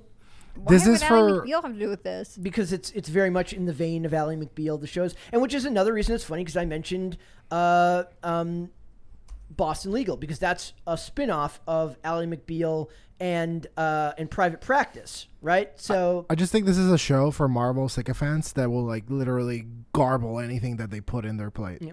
So it says there's a clear pattern emerging with blockbuster series that have a confident female lead as the forefront. She's not confident. She's snarky and mean-spirited. Yeah, she's super unconfident, actually. Men on the internet can complain uncontrollably about. She looks like a weird sim. Sorry. About apparent sexism, characters being Mary Sue's, and eventually something about sinister cultural engineering. It happened with Miss Marvel. It happened with Prey, and it's happening with the Star Wars sequels. I mean, a lot of it is also like you're entering a space that used to be dominated mostly by men, and you're creating characters that are not written with any level of care. There's a reason they love the character of Ripley. There's a reason they love the character of Sarah Connor. Yeah. There is a reason why or even a Sidney Prescott in Scream. There's 1,000 examples of Black Widow. Okay, let's go Marvel. Black Widow in the early years of the Marvel franchises, beloved by fans that should have gotten a movie in Phase 3. It has nothing to do with women. It has everything to do with the way that these characters are written. I would say that, although I do think it has to do with women a little bit, because we have this like surly chip on my shoulder, I'm taking down the patriarchy lady as like presented over and over again in media, and people think it's successful, but it's not. Have you guys ever seen the show The Closer? Yes. No. With Keira Sedgwick? Yep. Fantastic. She's like, it's like a crime procedural. She's fantastic. It's great. She is really good. She's also hyper feminine. She's like this Southern lady who carries this giant purse and is like lead investigator for I don't even know what, I could look it up. I love she's a CIA trained interrogator, and she is extremely feminine. but she's really good at what she does. And I think that it makes sense that she's an interrogator. Like, it all fits together. With this, like, bitter lady lawyer, like, are there scenes of her, like, Lady Hulk going home and eating, like, a lady yogurt at her desk, or, like, one of those salads? Slim cow or something. You know what I mean? Like, the other part of being, like, a girl boss, quote unquote, which is, like, sacrificing having a family and often being alone. You mentioned The Closer. Let me take it a step further. There was a show called Major Crimes, which spun off, I believe, from The Closer, starring Mary McDonnell as the main character, who gets a promotion to be like the police captain of this. She used to work in internal affairs, and she gets promoted to be a police captain. And her being a female and getting that job plays a very important role in the first couple of episodes. But she eventually gains the respect of all the male coworkers. And the big part about this is she becomes a guardian to a witness, and then eventually adopts this person. She has strong female motherly instincts that run not against the narrative, but play a huge role in making her the person that she is on the show. And that character is fantastic. All the other female characters on that show are fantastic. They're written as fully fledged people that just happen to work in law enforcement. There is a seemingly fundamentally incapable nature of writing today to be able to write without stereotyping strongly into the feminist nature. And I think that's the issue, because I think that the current characters nowadays, they're archetypes, they're not people. Yeah. Like, she is not a person. She is like a generic amalgamation of various feminist beliefs. And so but the thing is, isn't this weird that the summary of feminist beliefs produce someone who is like unlikable, kind of rude, and like obviously very insecure, and constantly having to like prop herself up with weird quips? Like, this is not exactly the like female role model I think they are presenting. I make that argument all the time. I said, look, you think she takes her friends out to lunch for their birthday? I don't think so. Or it gets in the way of her law practice. It's she's a busy lady lawyer. You can't assume she'd be the one celebrating your birthday. This is a trope of everyone being written as if they're Joss Whedon characters. Everything is snark. Everything is pop culture references. There's no characterization between any, like, one character could be another character, could be another character. I've been watching Reservation Dogs. Go watch Reservation Dogs if you have not already. I criticized the creator of that show heavily on Friday's episode, talking about some comments he'd made. We talked about an interview that he did, and I had a lot of it that I liked and a lot of it that I didn't like. But the show itself is fantastic because all the characters are written like actual human beings. Here's the issue with snark. I think the best, what's it called? Like interpretations, or when someone like plays a character, like a known person, the best ones are, even if they're mocking you, they come from a place of love.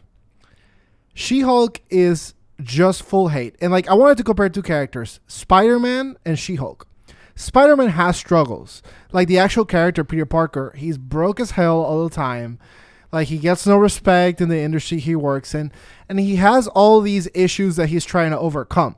Now, you compare that with, like, She-Hulk and her character, and her issues are mostly, like, in her own head. Yeah.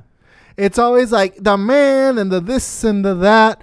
And it's like, dude, it's a matter of perspective in a way. Like, Peter Parker isn't broke by perspective.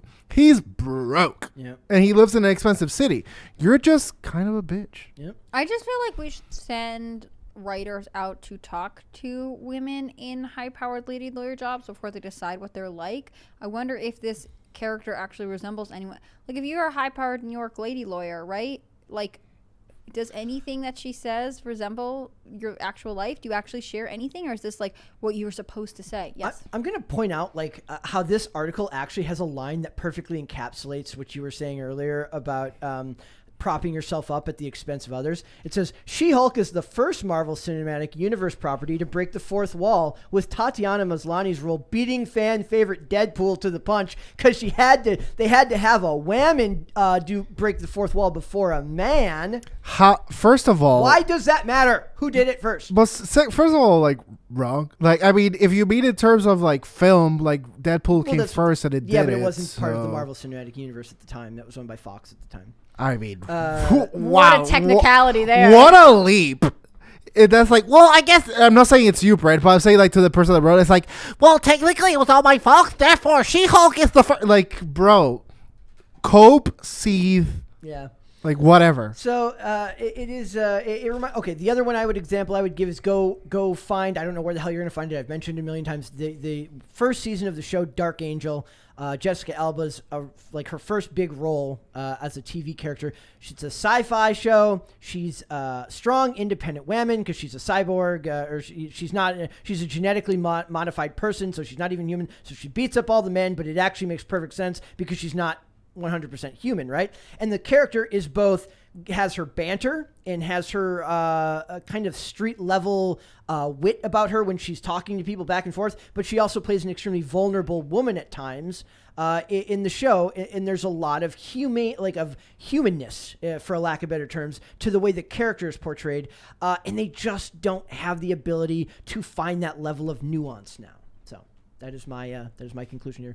And then we've got two more very quick things here. First, Dennis Rodman is here to save the world again, ladies and gentlemen. Remember first when he went to North Korea to save the world? Yes. Remember? Well, now he's going to Russia to rescue Brittany Griner. Now I'm picturing him like carrying her back like on his shoulders with like pink hair.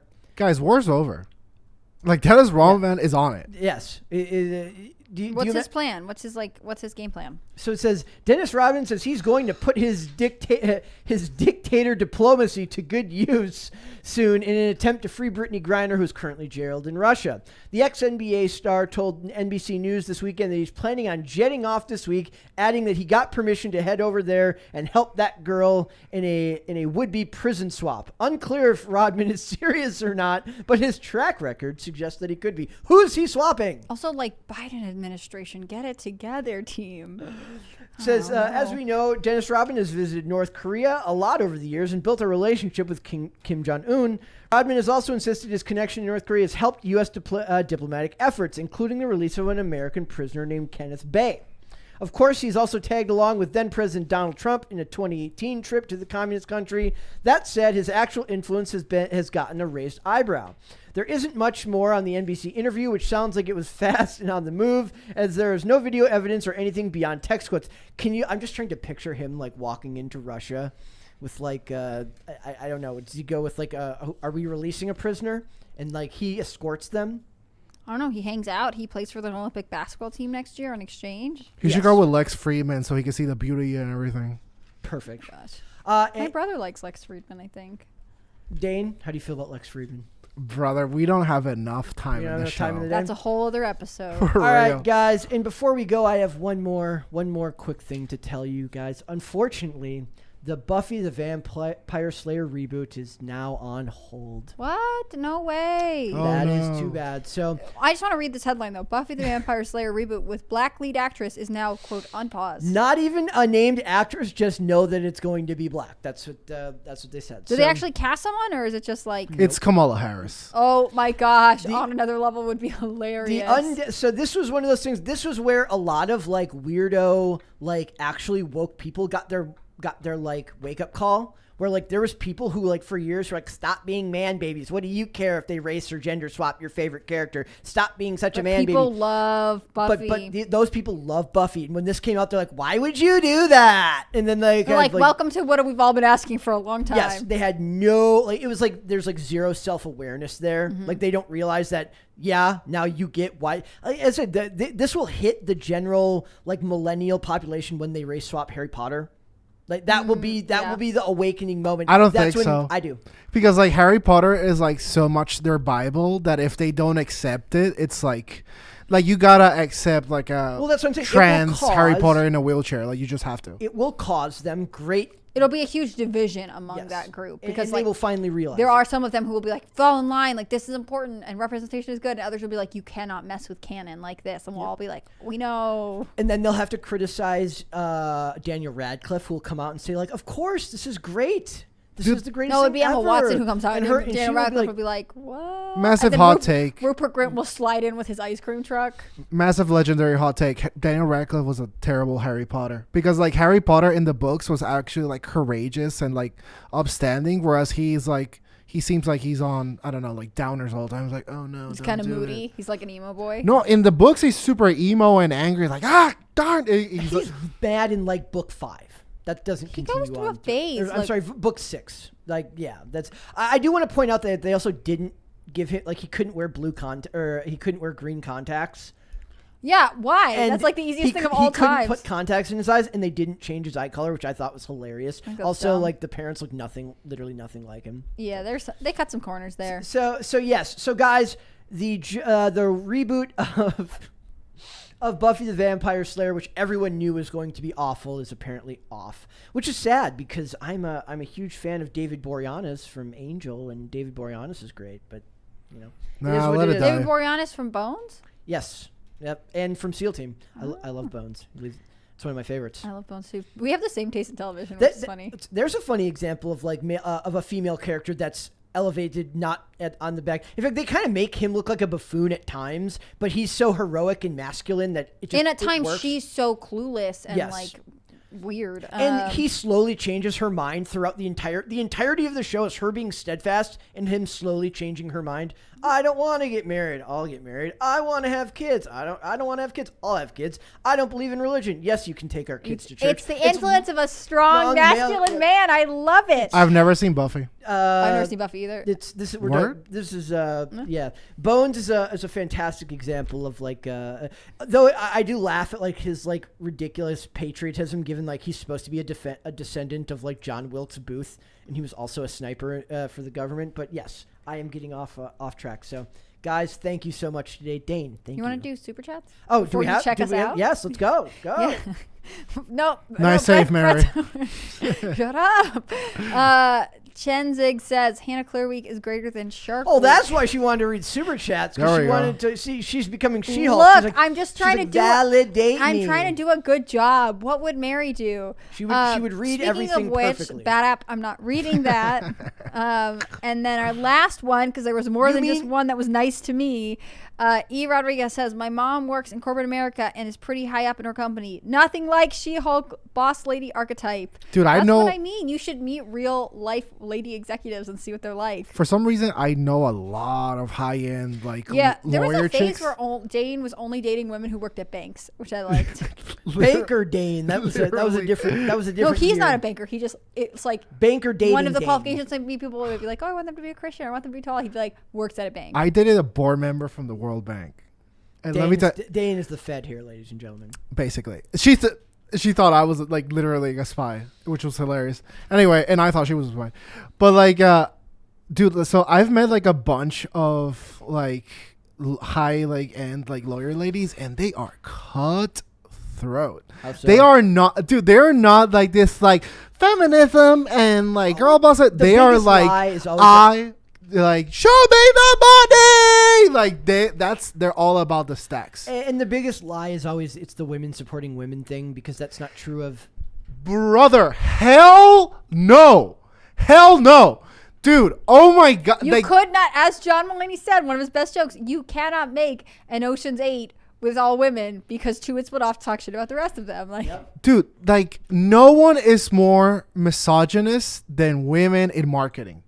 Because like I was always the only guy in these marketing meetings, and basically it was a bunch of girls going like, go stereotypical, chicks are dumb, they only take it that way. I was like, excuse me? It would be like me but being like, if you said it, then people would be like, "Shut up, Dane. How could you say that?" yeah, literally. But it was me like, guys, I can't believe you're saying this. It's like, yeah, like they basically think that they're like the only like girl with a brain cell. All the women here, like whenever you make a thin thumbnail, they're like, yes, but can it include more cleavage? Yeah, and it's us, like, And really? I'm like, well, I mean, I can include. I mean, I don't really If want to you Google insist, that. says Brett. If you say so, yeah. There's some more super chats. Okay, Bad App says, "Hi, Mary." Hi, Bad App. say hi, Mary. I'll let you know. I'll let her know you said hi. Darth Doza says, "Heading out. Brett is great. Dane is my favorite guest co-host. Mary is one of a kind. But HC, your energy and input is so appreciated. Good day to you all. Good day to you, sir." Thank you, Darth Dozer, for Thanks, bro. joining us on this glorious Monday. Dragon's Talon 1001 says, I thought they wouldn't have issue with the race changes until they wanted to do an all POC cast for Harry Potter. Dude, I'm telling you, I think they will just like drink the Kool-Aid because I think it'll splinter. I think it'll be split. What's the name? You're probably right, but what's the name of the writer? J.K. Rowling. J.K. Rowling. Hasn't J.K. Rowling Rolling like bowling. We did it. This is the I'm sorry. The American way to say it is Rowling, but it's rolling. America. Rolling. Somebody literally super chatted to correct me the last time we talked about Look, her. we can't learn everything all at once. This is just ridiculous. I'm one of those people too. Like when I would like watch episodes of podcasts or listen to videos, I'm like, God, listen to that. That was so dumb. How could they make that mistake? And then I would make that same mistake all the time. Like Rowling had a phase where like she would just like constantly change. Well, actually, Hermione was like black and this, and actually Hermione she was disabled. on the autism spectrum, so excuse me. She was literally like, That's she's not what she disabled and She like just makes stuff up. That girl, like Yeah. J.K. Rowling's like anything to get the points, but then she had a line and she learned that doesn't work in modern culture. They'll eat you alive. Yep. Anyways, All right, Dane, tell everyone where they can find you. I think fun on Twitter. That is perfect, my friend. That was. Could you say that slower, please? At Dane Font on Twitter. The whole point is that I say it quick and then no one gets I'm just it. trying to help you out, buddy. I know, you're right. Hannah Claire, let them know where they can find you. you can find me on timcast.com. Click on the read tab. I'm there with the rest of our newsroom team. You can also find me on Instagram at hannahclaire.b. Thanks for letting me sit in today. Mary will be back tomorrow, as far as I know. I will also be back tomorrow. You'll just be in a different chair tomorrow. Yeah, and I'm on IRL at some point this week, I think, but I'm not sure. But yeah, maybe check that Stay out. tuned. Yeah, we're all gonna stay tuned. We're very well organized here. Guys, you can follow me on Instagram at Brett Dasovic. For the show, we are here Monday through Friday, 3 p.m. Eastern Standard Time. That is noon Pacific. You can listen to us if you prefer to listen. I don't know why you wouldn't want to be here and witness all of this glorious stuff with your eyeballs. We're so good looking. Well, I would say I got a face for radio. Amazon Music, Apple Podcasts, Pandora, Spotify, social media, Twitter at @popculture_show, Facebook and TikTok at Pop Culture Crisis, and on Instagram at Pop Culture Crisis Pod. We will be back with another episode tomorrow. We'll see you then, guys. Bye. Bye.